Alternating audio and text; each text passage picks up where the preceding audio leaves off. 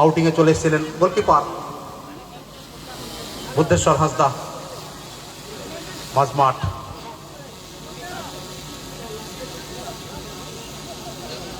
ডান প্রান্ত বরাবর বাড়ানো বল, সেখান থেকে 5 নম্বর জার্সিতে খেলোয়াড় অমিত ব্রহ্ম।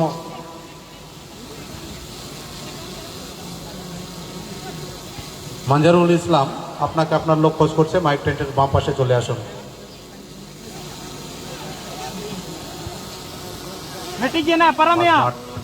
সেখানে সাধু মাটির উদ্দেশ্যে বলটাকে বাড়ানো হয়েছিল। বিরসা টুডু ভারী সুন্দরভাবে ডান দিকের উইংটাকে সচল রেখেছেন।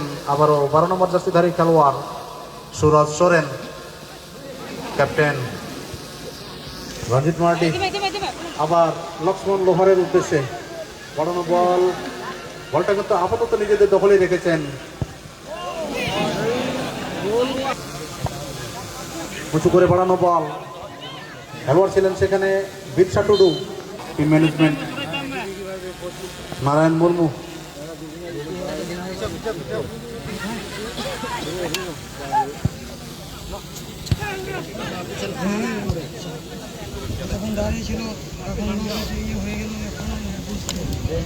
লেগ ব্যাক 8 নম্বর জার্সিতে গোপাল হাঁসদা, বুদ্ধেশ্বর। সেখান থেকে ঘনশ্যাম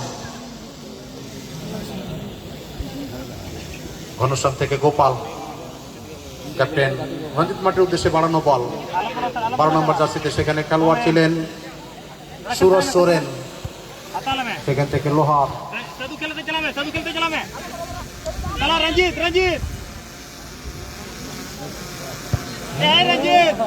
বিল্ড আপ করবেন, উঁচু করে ভাসানো বল মাঝমাঠ বরাবর সরাসরি ঘনশ্যাম, ডিপ ডিফেন্স। বাম প্রান্ত বরাবর বাড়িয়েছেন, সেখানে 8 নম্বর জার্সিতে গোপাল হাঁসদা বাড়িয়েছেন সাধু মাটির উদ্দেশ্যে। ভারী সুন্দরভাবে স্কিল দেখাচ্ছেন সাধু মার্টি। বিপক্ষে ডিফেন্স লাইনকে কাঁপুনি ধরানোর জন্য সাধু মার্টির স্কিলটাই যথেষ্ট। আবারও